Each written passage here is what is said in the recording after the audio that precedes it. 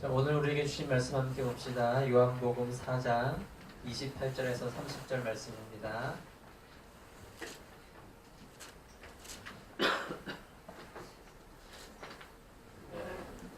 요한복음 4장 28절에서 30절 말씀.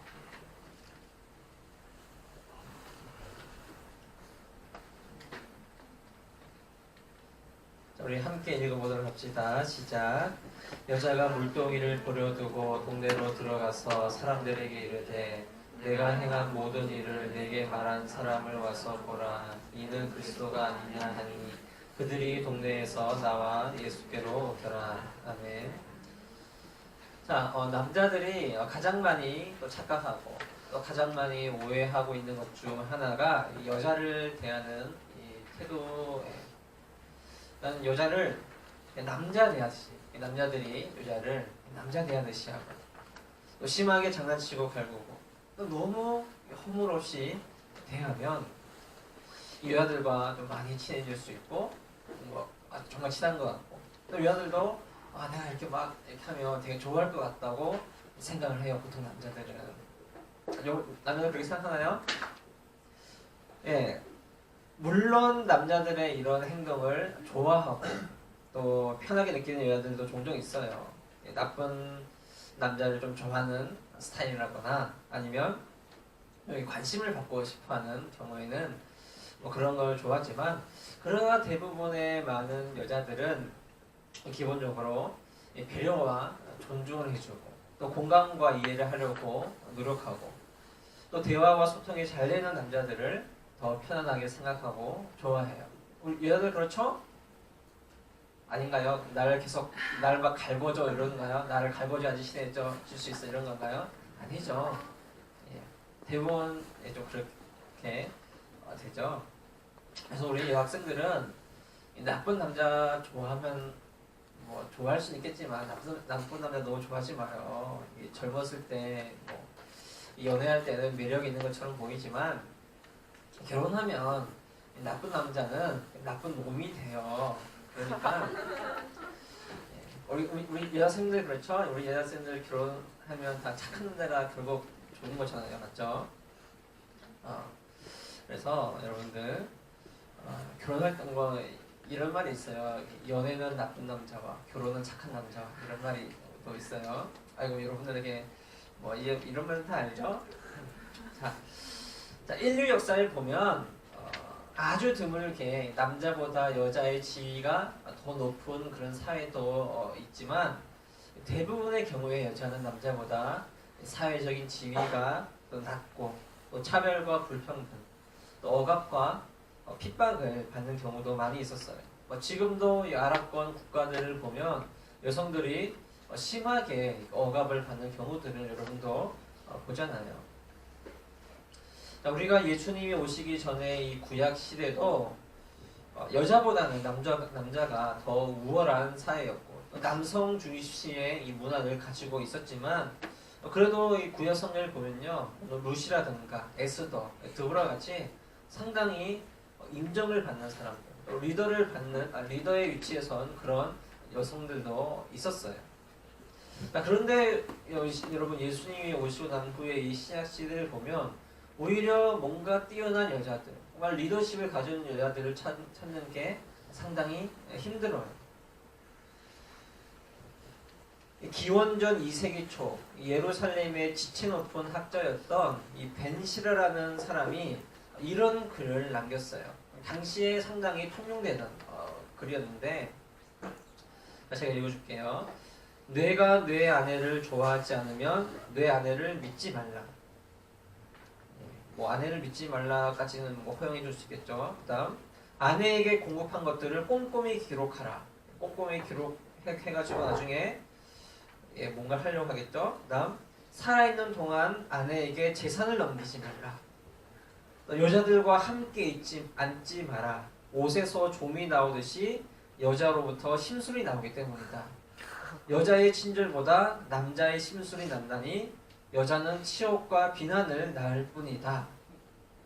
목사님이 한 말 아니에요. 목사님이 한 말 아니고 다른 사람이 그린데도 이 등골이 옥살락해지네요.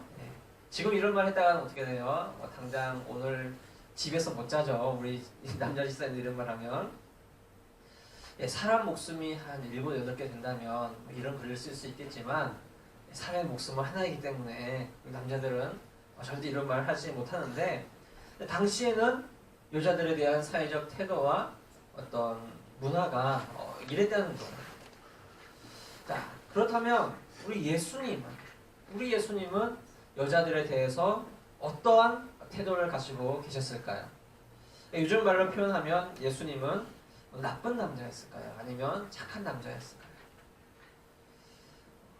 자, 요한복음 4장, 오늘 읽어본 이 요한복음 4장은 예수님과 한 사마리아 여자가 우물가에서 만난 이야기예요. 여러분들도 이 이야기를 좀 많이 알고 있을 거예요. 자, 유대인들은 사마리아인들을 상당히 부정하고 또 미개한 사람들로 취급을 했어요.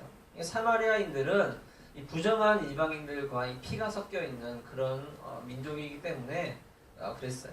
그래서 유대인들은 이 사마리아인들과 상종조차 하지 않았고, 그 사마리아 경계에 들어가는 것조차도 하지 않으려고 했어요. 자, 그러나 예수님은 개의치 않고 사마리아 땅으로 들어가십니다. 자, 예수님께서 어느 동네를 지나가시다가 여행 중에 지치고 피곤해서 이 우물가로 가셨어요. 당시의 우물은 여행객들이 와서 물도 마시고 침을 누릴 수 있는 그런 건 지금으로 따지면 휴게소 같은 그런 역할을 하는 곳이었어요. 예수님이 우물에 계시는 동안 제자들은 동네에 가서 먹을 것을 구하러 갑니다.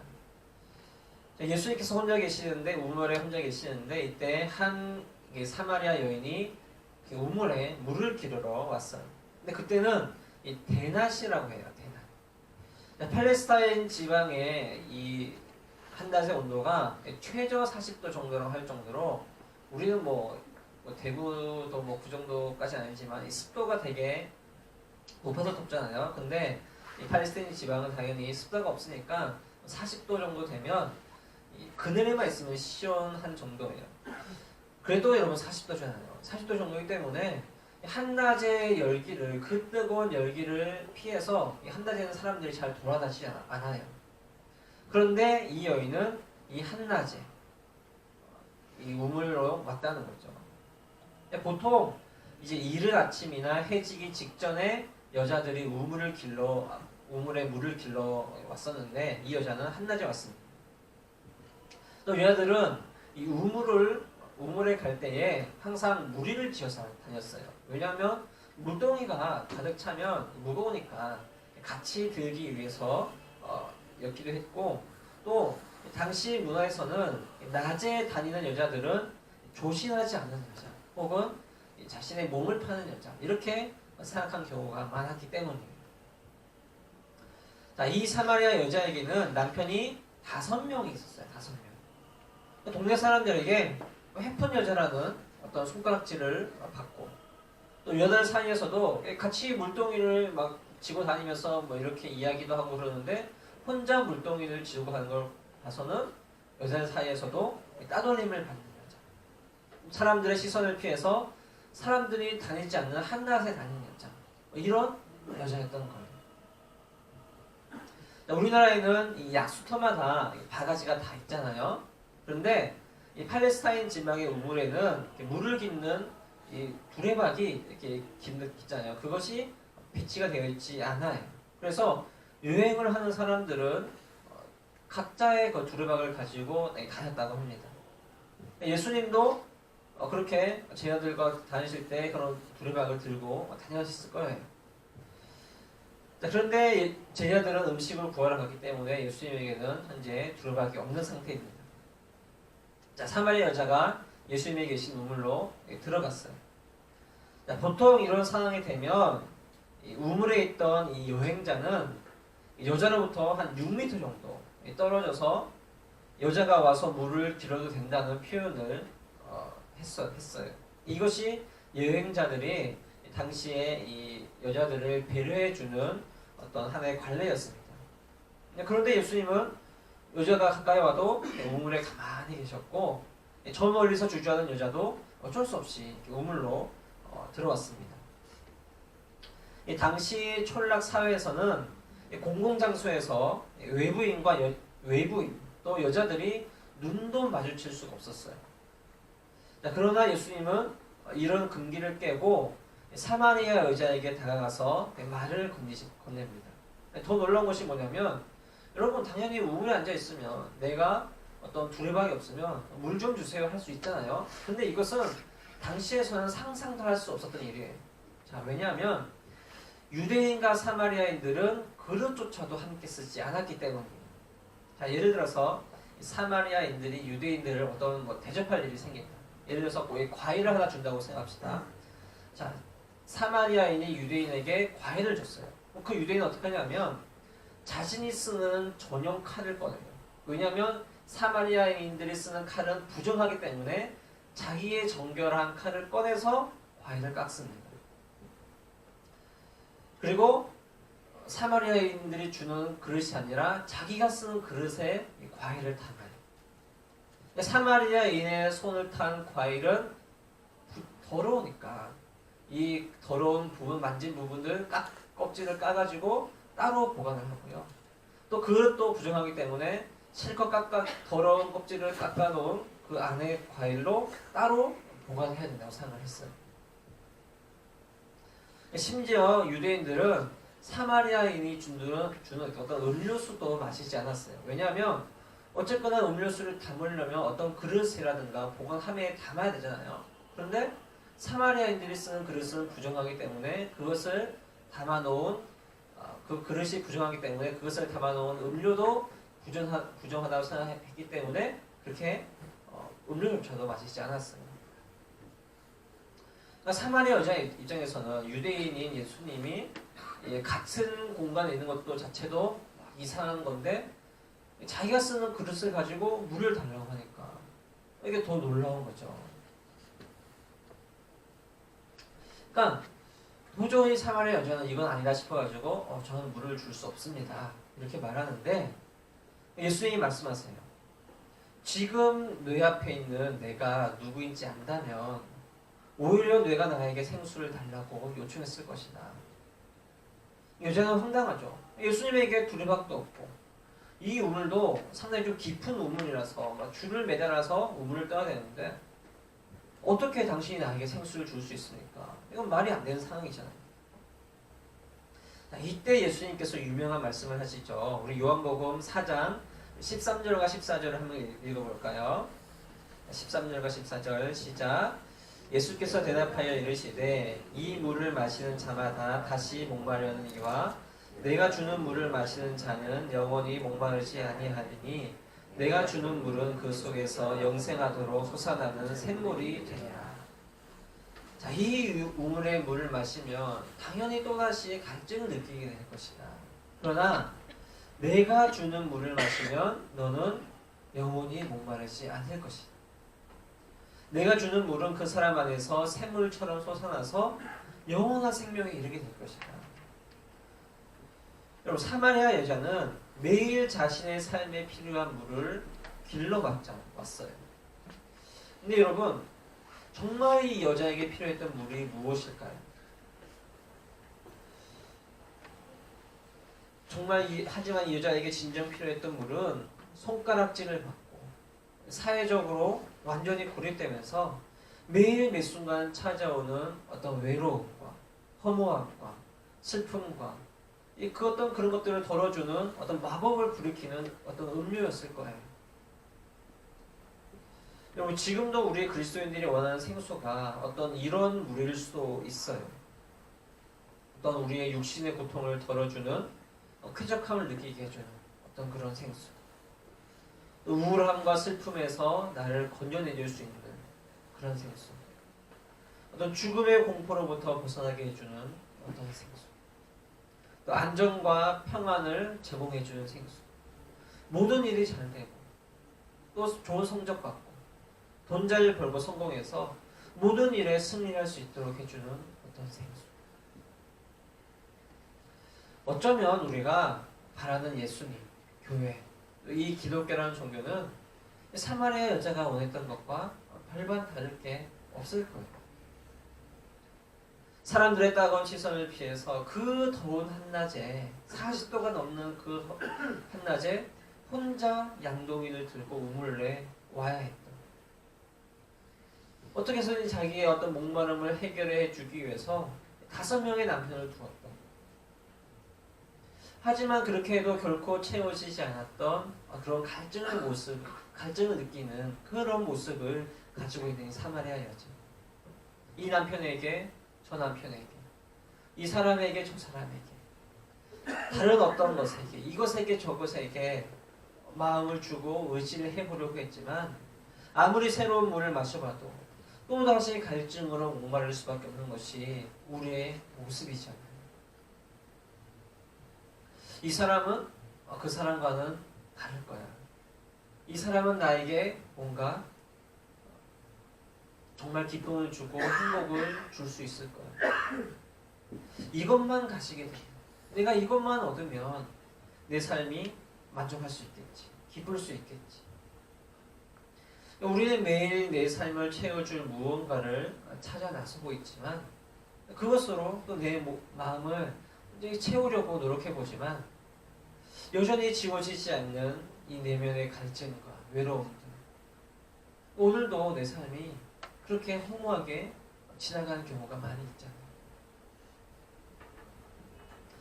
예수님은 이 사마리아 여자에게 필요한 참된 생수가 무엇인지를 아시고 한 번 마시면 다시는 목마르지 않는 영원한 생명에 이르는 생수를 주시겠다고 하셨어요. 그 생수가 바로 나다. 내가 바로 메시아이고 그리스도이다. 여러분, 제가 말하진 않았지만 이 요한복음 4장에는 정말 중요한 말씀들이 많이 나와요. 우리가 가장 잘 알고 있는 영과 진리로 예배할지니라, 이런 말씀도 있고. 그런데 제 생각에는 오늘 읽었던 이 부분이 하이라이트인 것 같아요. 예수님의 말을 들은 여자는 자신의 물동이를 버려두고 정말 자신의 삶의 필요를 채워주던 자기가 의지하고 있던 이 물동이를 버려두고요, 마을로 돌아가서 사람들에게 내가 그리스도를 만났다, 직접 와서 보라고 막 전하고 있어요. 여러분, 이게 참 극적인 부분이에요. 왜냐하면 사람들의 시선을 피해서 그 한낮에 뜨거운 태양빛 아래서 다니던 여자, 다른 사람들에게도 따돌림을 받아서 막 피하면서, 다른 사람들의 시선을 피하면서 혼자 다니던 여자, 자신의 삶의 필요를 채우기 위해 물동이 들고 왔던 여자가 이 물동이를 버리고 갔잖아요. 자기가 의지하던 것, 자기가 바라던 것들을 다 내려놓고 사람들에게 갔어요. 그리고 사람들에게 가서 무엇을 했냐고 하면 자신이 만난 예수님을 전하고 있어요.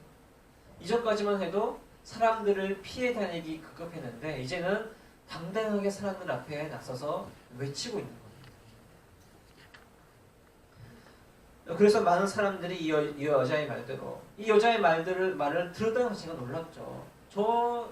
남편을 5이나 둔 저 천박한 여자, 이런 사람들의 손가락질을 받는 여자였는데 사람들이 이 여자가 내가 정말 예수님을 만났다, 그리스도를 만났다 했을 때 그 여자의 말을 듣고 실제로 나왔다는 것도 참 신기한 일이에요.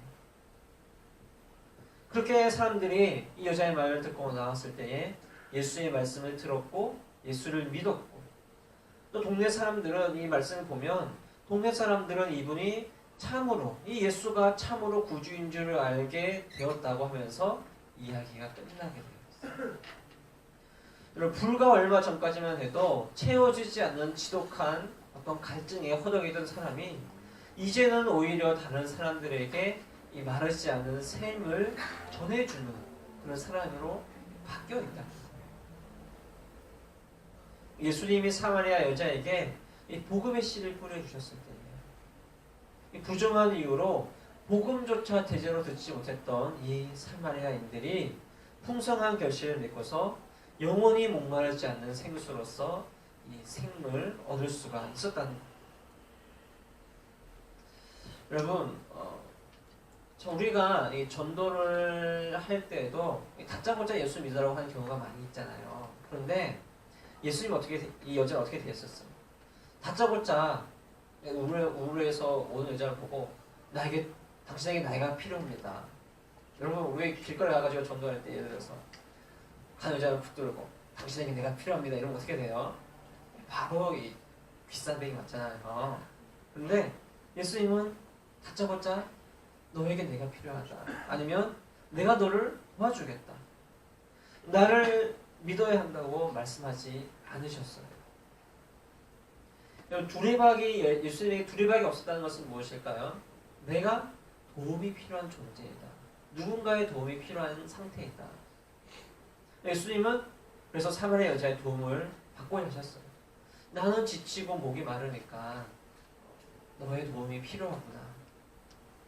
여러분 사마리아 여자는 철저히 자신을 낮추시고 도움을 요청하시는 그 예수님을 본 거예요. 아, 나 같은 하찮은 존재라도 내가 가진 것으로 다른 사람을 도와줄 수 있겠구나. 예수님으로 인해서 이 여자의 자아 가치가 높아졌고 자신의 존엄성이 회복이 되기 시작하는 거예요. 예수님은 이 사마리아 여자를 복음을 전하는 도구로 사용하신 게 맞죠. 이 여자를 통해서 그 동네에 예수님을 믿게 된 사람들이 많이 있랬잖아요. 그런데 예수님은 말 그대로 사마리아 여자를 도구로만 여기신 것이 아니었어요.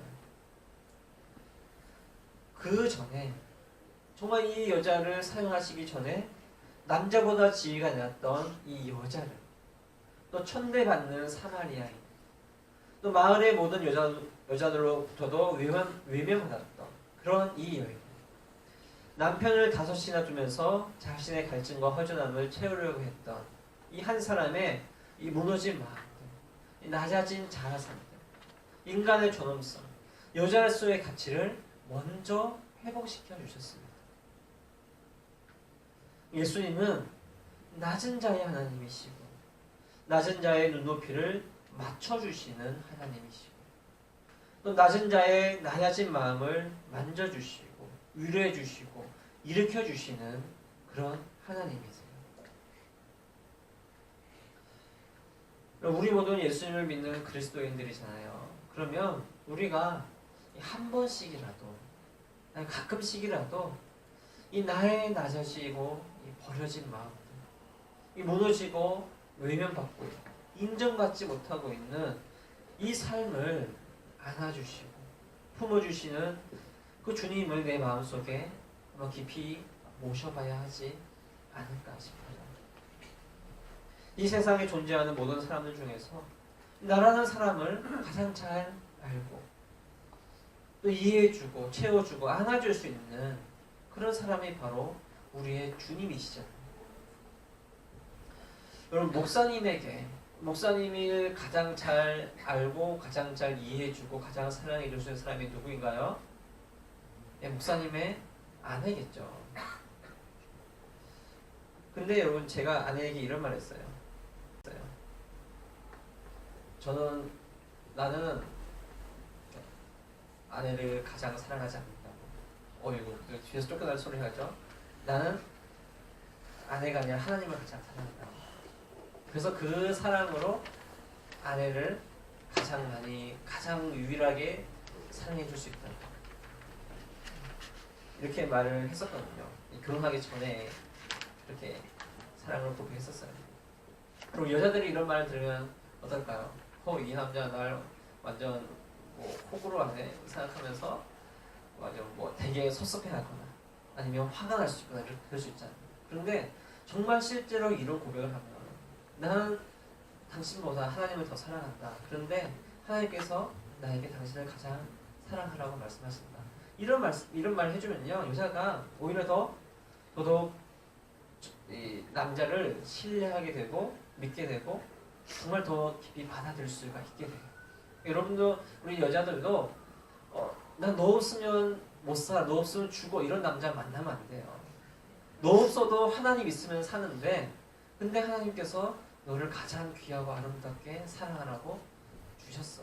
이런 남자를 만나야 돼요. 그 목사님 자랑하는 거 아니고요. 네. 아무튼 예수님이 그런 분이셨다는 거예요. 당시 여자들을 이렇게 대해주셨다는 겁니다. 오늘도 지금 이 순간도 주님께서 우리의 마음과 삶을 만져주시고 일으켜주고 계세요. 여러분, 이 사마리아 여인이 결국은 이 가장 낮은 자가 결국 나잖아요. 우리잖아요. 그래서 우리가 이 그분의 마음, 예수님의 마음, 그분의 손길, 예수님의 사랑을 우리가 깊이, 아니 아주 조금이라도 우리가 깨닫고 알아서 영원히 마르지 않는 이 샘을 주시는, 영원히 마르지 않는 이 물을 주시는 예수의 이름으로 우리가 살아가고, 그래서 마음을 우리에 모시고 살아가는 우리 고등부가 되기를 주님의 이름으로 축복합니다. 우리 함께 찬양하러 갑시다. 낮은 자의 하나님이었죠. 우리 함께 찬양하면서 정말 우리는 높은 사람이 아니잖아요. 우리 마음은 다 낮아져 있고, 우리 마음은 항상 정말 낮은 자라고 할 수 있는데, 우리 낮은 마음을 항상 품어주시고 안아주시고 만져주시고 일으켜주시는 그 주님을 우리가 생각하면서 함께 이 찬양을 올려드리는 것입니다. 우리 가사를 생각하면서 함께 낮은 자의 하나님, 나의 눈높이를 맞춰주시고 나를 일으켜주시는 주님을 생각하면서 함께 찬양하도록 합시다.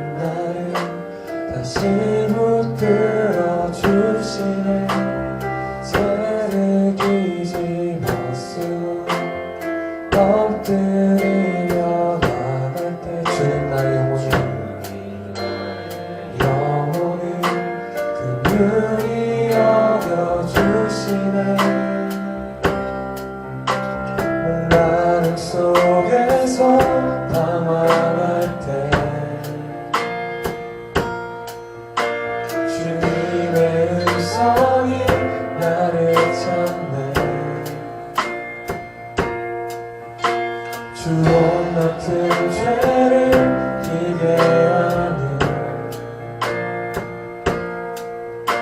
주님의 보혈을 의지하네. 주님의 얼굴을 내게 돌리소서. 메말라버린 마음 충분히 정식으로 기쁨으로 주님의 이름 다시 찬양하도록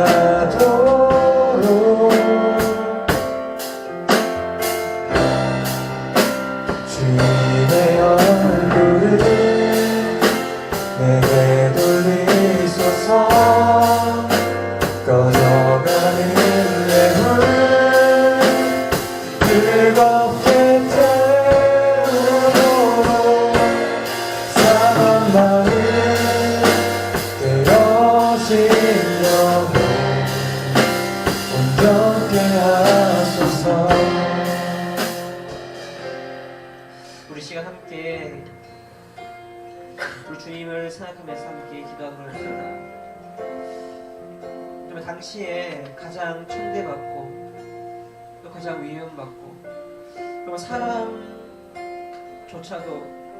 취급조차도 받지 못했던 이 사마리아 여인, 자신의 어떤 체험을, 이 외로움을, 허전함을 채우기 위해서 5명의 남자를 두었었고, 또 매일 매 순간 사람들의 눈을 피해서 그 뜨거운 떼양볕 아래에서 40도가 넘는 그 떼양볕 아래에서 물을 기르러 와야 했던 이 여인이 예수님을 만났을 때 자신을 채워주던 이 양동이를 버려두고, 이 모든 남편들을 버려두고 사람들에게 나아가서 예수님을 믿어보라고, 예수님께 나아가라고 말했다. 이렇게 변화를 시켜줄 수 있었던 이유는 하나님께서, 이 주님께서 낮은 자의 예수님이셨기 때문에 낮은 자를 만져주시고 일으켜주시고 채워주시고 위로해주시고 안아주시는 이 낮은 자 하나님이 계셨기 때문에 이 여인에게 이런 변화가 있을 수가 있었습니다. 여러분, 우리도 어찌 보면 이 사마리아 여인과 다를 바가 없는 그런 낮은 자들이잖아요. 하나님, 우리가 이 낮은 자가 예수님, 이 낮은 자에게 눈높이를 맞춰주시고 낮은 자에게 허리를 굽혀 만져주시고 안아주시고 손잡아주시는 그 예수님을 우리 마음속에 모시기 원합니다. 내 마음속에 모시기 원합니다. 다른 어떤 것으로 내 갈증을 채우려고 하는 것이 아니라, 내 양동이를 채우려고 하는 것이 아니라 우리 주님만으로 내 마음을 채울 수 있도록 도와주십시오. 내 마음에 주님을 부를 수 있도록 도와주시고 주님을 간절히 찾고 갈급한 마음으로 주님께 나아갈 수 있도록 도와주십시오. 이 마음을 가지고 우리가 함께 이 시간 기도하도록 합시다. 하나님 아버지, 우리 이제 낮은 마음으로 외롭고 허전하고 있어서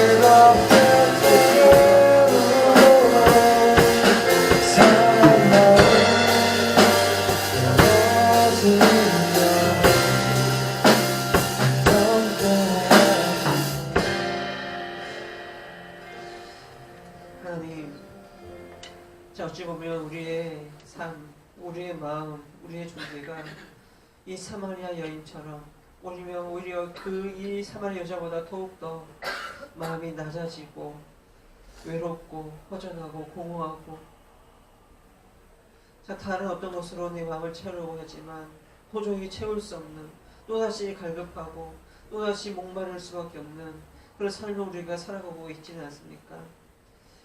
하지만 이 여인이 예수님을 만났을 때 자신의 삶을 채워주었던 양동이를 버려두고 그 모든 남자들을 다 버려두고 사람들에게 나아가서 자신들이 피하고 자신들에게 손가락질을 하고 자신에게 외면했던 이 사람들에게 나아가서 예수님을 전했던 이 변화를 겪었던 것처럼 우리도 예수님을 우리 마음속에 모실 수 있도록 하여 주시옵소서.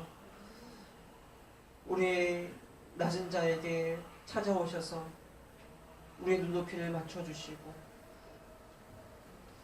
낮은 자를 오셔서 우리의 손을 잡아주시고 우리를 안아주시고 우리를 만져주신 그 예수님이 우리 삶 가운데 우리 마음 가운데 스며들 수 있도록 우리 마음의 중심에 오실 수 있도록 우리 마음을 열어 우리 예수님을 우리 가운데 모실 수 있도록 모시고 살아갈 수 있도록 인도하여 주시옵소서. 그 예수님이 우리의 참된 만족이 되고 참된 기쁨이 되고 마르지 않는 샘물이 되기를 소망하며 기대하며 예수님 이름으로 기도드렸습니다. 아멘.